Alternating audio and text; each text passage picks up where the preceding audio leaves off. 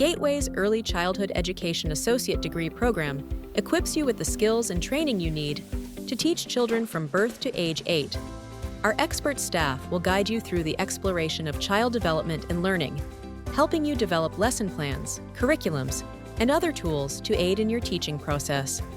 So students gain skills in applying child development theory to practice, creating inclusive, safe, and nurturing learning environments, as well as using critical thinking skills to create learning experiences for children. I've learned a lot. I can actually create an activity where, yes, I am playing with them, but at the same time, I'm teaching them something. I'm helping them hit that next milestone in life. Coursework combines community-based fieldwork with in-class academic work at our Racine campus. Students are placed in diverse settings such as early childhood programs, Head Start classrooms, and public school classrooms, providing them an opportunity to apply the knowledge that they're learning into the classroom into practical real-life settings.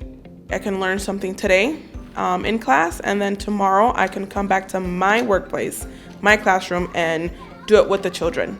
This program also features online and in-person learning options to fit your busy schedule. Upon graduation, students are prepared to move directly into roles such as early childhood teachers, child care providers, Head Start educators, or educational assistants in public school classrooms.